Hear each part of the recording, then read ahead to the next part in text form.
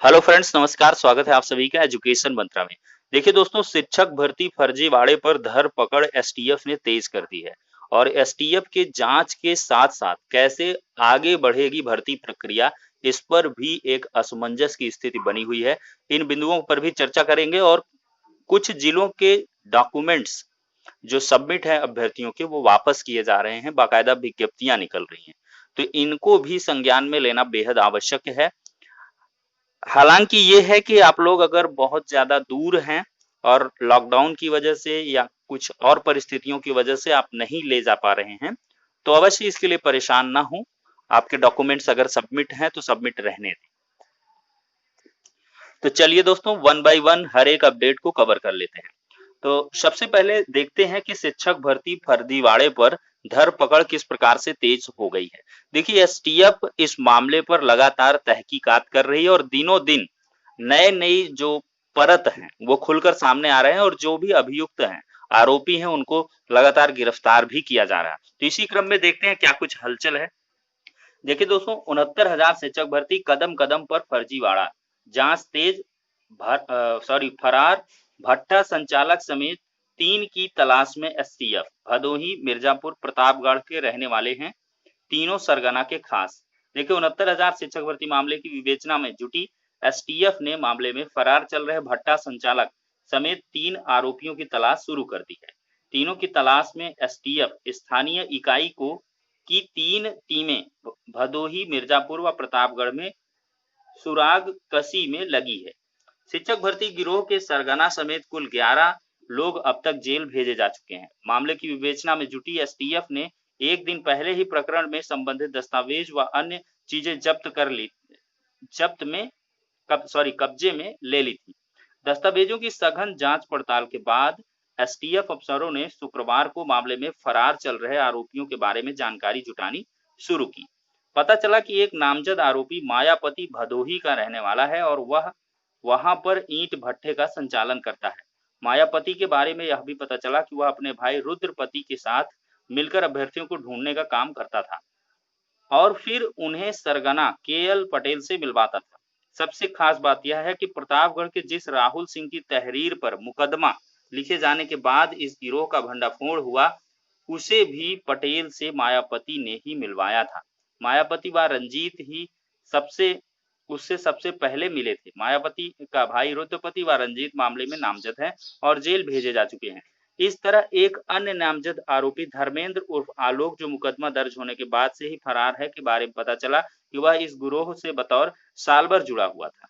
उसके बारे में यह पता चला कि मिर्जापुर का रहने वाला धर्मेंद्र के मायापति व रुद्रपति के अच्छे संबंध हैं। पुलिस की विवेचना के दौरान प्रतापगढ़ निवासी दुर्गेश सिंह का भी नाम सामने आया है। देखिए, फर्जीवाड़े के आरोपी लेखपाल का भी हुआ है चयन।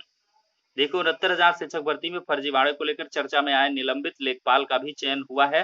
दरअसल 3 साल पहले मिली लेखपाल की नौकरी उसे पसंद नहीं है। अधिक पढ़ाई लिखाई नहीं होने, राजस्व विभाग के कार्यों को करने में जहां दिक्कत होती थी, वहीं छोटे छोटे कार्य के लिए अफसरों से मिलने वाली दुत्कार के चलते वह शिक्षक बनकर अपना धंधा चलाना चाह रहा था। अंतु इलाके के आधारपुर का निवासी और लालगंज तहसील में तैनाती पाने वाले लेखपाल ने सोराव के सरगना के संपर्क में आने के बाद 3 साल पहले नौकरी हासिल की थी। राजस्व विभाग में काम अधिक होने और अफसरों की दुत्कार से उसने लेखपाल की नौकरी छोड़कर टीचर बनने का इरादा बनाया। 69,000 सहायक अध्यापक भर्ती में अभ्यर्थियों की खोजबीन करने के साथ ही वह स्वयं को परीक्षा में शामिल हुआ और अच्छे अंक के साथ पास भी हुआ। उधर सोराव थाने में शिक्षक भर्ती में फर्जीवाड़ा करने वालों के खिलाफ मुकदमा दर्ज होने की भनक लगते ही लेखपाल फरार हो गया। 6 जून को सोराव पुलिस ने जब पहली बार अंतु स्थित आधारपुर गांव में दबिश दी थी। तो कुल मिलाकर देख सकते हैं कि किस प्रकार से, देखिए, अन्य परीक्षाओं का भी खंगाला जा रहा रिकॉर्ड। मामले में विवेचना में जुटी एसटीएफ टीटी व रेलवे परीक्षा के दौरान जेल भेजे गए सालभर गिरोह के सदस्यों से भी पूछताछ की तैयारी में है। बता दें कि इसी साल जनवरी में एसटीएफ ने सिविल लाइंस में टीटी परीक्षा के दौरान पेपर लीक कराने से जुड़े स्कूल प्रबंधक चंद्रमा यादव समेत अन्य को जेल भेजा था। पूछताछ के दौरान 69,000 शिक्षक भर्ती में गिरफ्तार केएल पटेल भी चंद्रमा से परिचित होने की बात कबूल चुका है। इसके अलावा शिवकुटी में पिछले साल जनवरी में जेल भेजे गए सालवर गिरोह के कमांडो व अन्य सदस्यों से जल्द पूछताछ की जाएगी। दरअसल कमांडो व अन्य सदस्यों की पूछताछ में अपने सहयोगी के तौर पर केएल पटेल का नाम लिया था। सूत्रों की माने तो आशंका है कि न सिर्फ शिक्षक भर्ती बल्कि पटेल ने अन्य भर्ती परीक्षा में सेंधमारी की कोशिश की है। देखिए, पुलिस रिपोर्ट के बाद कार्रवाई। उधर गिरोह के सदस्य के तौर पर नाम सामने आने पर कोरांव में तैनात लेखपाल संतोष बिंद को निलंबित किए जाने के बाद अगली कार्रवाई प्रशासन की पुलिस की जांच पूरी होने का इंतजार है। सूत्रों का कहना है कि लेखपाल का नियुक्त प्राधिकारी एसडीएम होता है। ऐसे में एसडीएम की ओर से उसे निलंबित कर रिपोर्ट उच्च अधिकारियों को भेज दी गई है। अब आगे एसटीएफ की जांच पूरी होने के बाद उस पर आगे कार्रवाई की जाएगी। बता दें कि जॉर्ज टाउन निवासी संतोष कोरांव के बहरौचा क्षेत्र में तैनात था। पुलिस ने सरगना केएल पटेल से कनेक्शन के आरोप में उसे 5 दिन पहले गिरफ्तार कर जेल भेजा था। तो कुल मिलाकर एसटीएफ पूरी तरीके से मामले की खोजबीन में जुटी हुई है और दिनों दिन नए जो है खुलासे हो रहे हैं। अगली रिपोर्ट देखते हैं कि मेडिकल अफसर 3 साल में ही बन बैठा अकूत संपत्ति का मालिक। ये सारी पर्सनल डिटेल्स हैं। और इसके बाद चुनाव में छिपाया था आपराधिक इतिहास। शिक्षक भर्ती फर्जीवाड़ा गिरोह की सरगना ने खुद को बताया था, पाक साहब खुद को बताता था अपना दल का भावी प्रत्याशी। ये सारी की सारी चीजें निकल रही हैं। और बिना प्रशिक्षण के बीईओ के बेटे ने किया टॉप। दूरस्थ बीटीसी प्रशिक्षण का प्रमाण पत्र भी नहीं लगाया, फिर भी दे दिए 25 अंक। अन्य गड़बड़ियां भी उजागर। देखिए, परीक्षा नियामक आयोग को अंकों में गड़बड़ी के बारे में अवगत करा दिया गया। इसमें कंप्यूटर की गड़बड़ी प्रतीत होती है। आर के पुरोहित, खंड शिक्षा अधिकारी महरौनी। और इसके बाद बीएसए का भी स्टेटमेंट है कि सचिन पुरोहित पुत्र राजकुमार पुरोहित, यही आर के पुरोहित के लड़के हैं, के भर्ती आवेदन में भूलवश दूरस्थ बीटीसी भरा गया था, जिसमें 25 अंक जोड़कर मेरिट सूची में नाम आया। सचिव परीक्षा नियामक प्राधिकारी प्रयागराज को गुणांक में संशोधन के लिए पत्र लिखा है।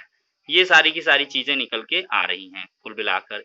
और देखिए, कहीं कहीं पर भारांक भी नहीं दे दिया गया, ये भी चीजें हैं, देख सकते हैं। वहीं प्राथमिक विद्यालय वाल्मीकि नगर महरौनी की शिक्षा मित्र सरोज कुमारी को 25 अंक नहीं दिए गए। इससे वह मेरिट में पिछड़ गई। उन्हें जिला बेसिक शिक्षा परिषद के सचिव को पत्र भेजकर 25 अंक जोड़कर गुणांक में सुधार करने की मांग की है। देखिए, 37,000 पद छोड़कर जारी रखें शिक्षक भर्ती, इसके बारे में डिस्कशन हो ही चुका है।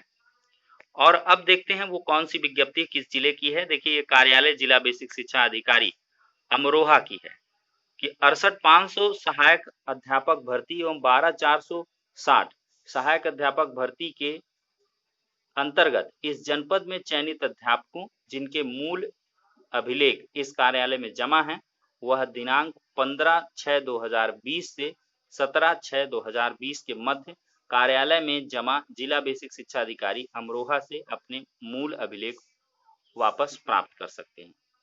तो कुल मिलाकर ये दोस्तों 68,500 से जुड़ा हुआ मैटर है, 68,500 और 12,460 शिक्षक भर्ती से। लेकिन हाँ, आप लोग जरूर से जरूर जो है ये पता कर लीजिए कि आपके संबंधित जिला बेसिक शिक्षा अधिकारी कार्यालय से क्या इस प्रकार की कोई प्रेस विज्ञप्ति निर्गत तो नहीं हुई है। क्योंकि कई जनपदों से ऐसी सूचना आई है कि 69,000 में काउंसलिंग में जो डॉक्यूमेंट्स जमा कर लिए गए थे उनको वापस किया गया है। तो आप वापस ले सकते हैं, अदरवाइज आप रहने दीजिए। तो कुल मिलाकर जो 68,500 और 12,460 वाले सब्सक्राइबर जुड़े हैं, अगर अमरोहा में उन्होंने किसी कारणवश डॉक्यूमेंट्स अपने सबमिट किए हैं, देखिए 12,460 शून्य जनपद के तो जमा ही इस जनपद में चयनित, और उनको चयनित भी माना जा रहा है, तो वो लोग अपने डॉक्यूमेंट्स ले सकते हैं। तो ये अपडेट है 12/6/2020 की है। तो कुल मिलाकर दोस्तों देख सकते हैं कि किस प्रकार से ये सारी की सारी चीजें हो रही हैं। एसटीएफ लगातार अपना कार्य कर रही है। और सबसे बड़ी बात ये है कि एसटीएफ जांच भर्ती प्रक्रिया साथ साथ कैसे 69,000 सहायक अध्यापक भर्ती में सरकार की ओर से भर्ती प्रक्रिया जारी रखने के साथ एसटीएफ जांच पर अभ्यर्थियों ने सवाल उठाए हैं। अभ्यर्थियों का कहना है कि एसटीएफ परीक्षा में नकल और प्रश्न पत्र लीक मामले की जांच कर रही है। यदि जांच में प्रश्न पत्र लीक होने और भर्ती में व्यापक नकल की बात साबित होती है तो सरकार क्या अभ्यर्थियों की नियुक्ति देने के बाद उन्हें नौकरी से बाहर करेगी। परीक्षार्थियों ने सवाल खड़ा किया है कि जांच में प्रदेश भर में लगातार नकल के लिए नए कनेक्शन सामने आ रहे हैं। टॉप मेरिट के अधिकांश परीक्षार्थियों का नकल माफिया से संपर्क मिल रहा है, उन्हें गिरफ्तार किया जा रहा है। आखिर में सरकार एसटीएफ जांच तक इंतजार क्यों नहीं कर सकती। शिक्षक भर्ती को लेकर लगातार आवाज उठा रहे आयशा के सुनील मौर्य का कहना है कि सरकार एसटीएफ की जांच मात्र प्रयागराज के कुछ केंद्रों तक सीमित रख रही है। जांच को पूरे प्रदेश में प्रभावी तरीके से लागू किया जाना चाहिए, तभी भर्ती में भ्रष्टाचार करने वाले सामने आ सकते हैं। तो ये भी एक बात है कि एसटीएफ के साथ साथ जो जांच बढ़ रही है, उसके साथ साथ भर्ती प्रक्रिया को यदि शासन स्तर से बढ़ाया जाता है, देखिए काउंसलिंग के लिए हमने बताया है कि गवर्नमेंट चाहे तो काउंसलिंग करवा सकती है, उसका विशेषाधिकार है, अपना काउंसलिंग करवा ले और इसके बाद नियुक्ति पत्र वो वितरित नहीं कर सकते हैं और काउंसलिंग वगैरह वो आराम से करवा सकते हैं। लेकिन उसकी उम्मीद कम है। मॉडिफिकेशन एप्लीकेशन की सुनवाई को लेकर थोड़ी सी चर्चा कर लें। मॉडिफिकेशन एप्लीकेशन जो है वो दाखिल हो चुकी है माननीय सुप्रीम कोर्ट में। अब इसकी सुनवाई की जो संभावित तिथि वो 17 जून है, मतलब 17 जून को इस प्रकरण की सुनवाई हो सकती है। तो इंतजार करिए, जैसे ही ऑथेंटिकेशन होता है, मामला लिस्टेड वगैरह होता है, और भी अपडेट्स आपको प्रोवाइड कर देंगे। तो ठीक है, नेक्स्ट वीडियो में मिलते हैं।